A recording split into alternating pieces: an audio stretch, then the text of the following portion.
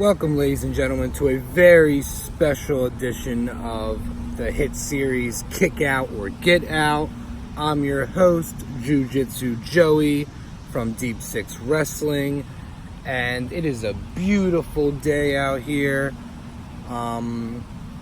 This episode I wanted to talk about SummerSlam, the biggest party of the summer, one of WWE's big four pay-per-views. And wow, what a stacked lineup it has. And I'm actually very excited for SummerSlam. And I'm going to tell you why. For one, SummerSlam finally changes its location. Yes, this year SummerSlam will take place in the lovely country of Canada. To be more specific, Toronto, Canada. See, now this ends a 4-year run in a row for the Barclays Center in Brooklyn, New York. So it's cool to see it get a new location. It was bound to happen. Other locations deserve to have such a big name pay-per-view like SummerSlam, and I think it's pretty dope to have it in Canada, especially when you have two of your wrestlers in Trish Stratus and Natalya, both in matches as hometown favorites. Now, I wanted to break down the card a little bit for y'all, so let's get right into it. But before that, I just wanted to say I am so sorry that I've been gone for quite a while. Just taking a little break, trying to collect my thoughts. There's big news regarding Jiu-Jitsu Joey, and I believe that SummerSlam will be his last.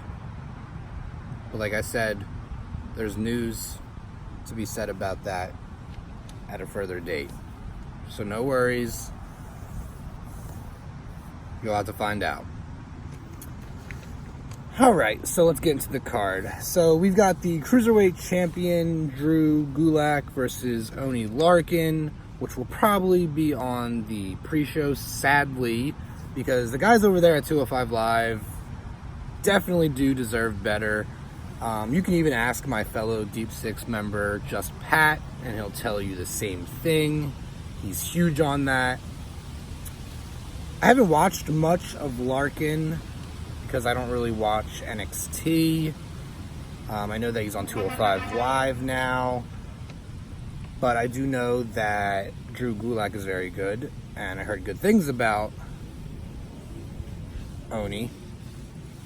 So this should just be another classic cruiserweight slobber knocker. So now we got Dolph Ziggler versus Bill Goldberg. And honestly, why? Who wants this? Who asked for this? Nobody. Honestly, it would have been better to see Ziggler versus HBK, and that's kind of disappointing. But I understand.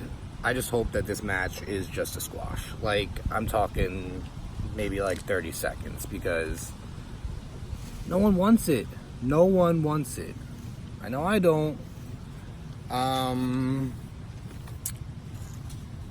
So we got Trish Stratus versus Charlotte Flair, which should be, honestly, a great match.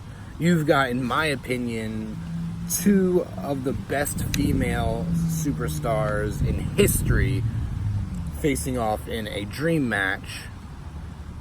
Trish Stratus looked really good in the all-women's pay-per-view Evolution, and Charlotte Flair, just amazing. So that, don't even have to say anything about her. So this match should be very exciting. Next is AJ Styles versus Ricochet for the United States, I was going to say Universal, United States Championship. Again, this should be an incredible match. These two have great in-ring chemistry, and this should be a great send-off. Should be a great send-off if they decide to end their feud here. If not, that's cool. I'd love to see more Ricochet and Styles. Next up, Finn Balor versus The Fiend, aka Bray Wyatt.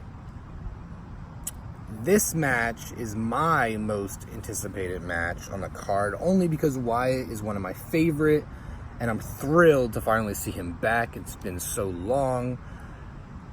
This match is a bit of a predictable match due to Balor coming out a few weeks ago and saying he'd be taking a few months off, which is cool. He's not going to be the demon, so he's not going to take the loss as a demon, and he deserves a break, and hopefully they repackage him because, you know, his character has been a little dry.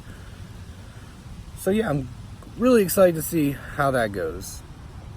Now we got Kevin Owens versus the best in the world, Shane McMahon, with the stipulation being if Kevin Owens loses, he has to quit. But come on. Kevin Owens isn't going anywhere, and in my opinion is going to deliver Shane's first singles action loss in a while.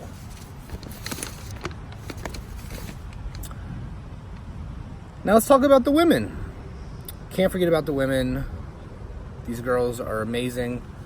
So we've got Bayley versus Ember Moon for the Smackdown Women's title. And I love Bayley, but I really hope Ember Moon wins this match. She deserves it. She was great in NXT. She came to the main roster. They didn't really do much with her, and I just feel like she's being wasted away. So this is a huge, huge opportunity for her, and I really, really hope she captures the gold. That'd be amazing. Next is the man, Becky Lynch versus Natalya for the Raw Women's Championship in a submission match. I can't remember the last time there was a submission match, especially a women's submission match. Honestly, I can't see Becky dropping the title to Natty, even though she's the hometown favorite. But I can see Vince mimicking some version of the Montreal Screwjob, just because they're in Canada and Natty is Canadian. Next up, we have Kofi Kingston versus Randy Orton for the WWE Championship. And the tables are turned this time, with Kofi being the champ and Orton the challenger.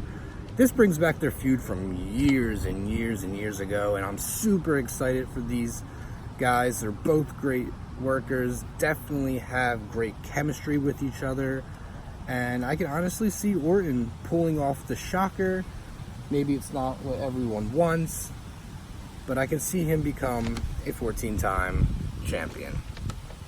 And if he doesn't win, I can see Kofi hold the title for the rest of 2019. For the main event, which I assume is Seth Rollins versus Brock Lesnar for the Universal title.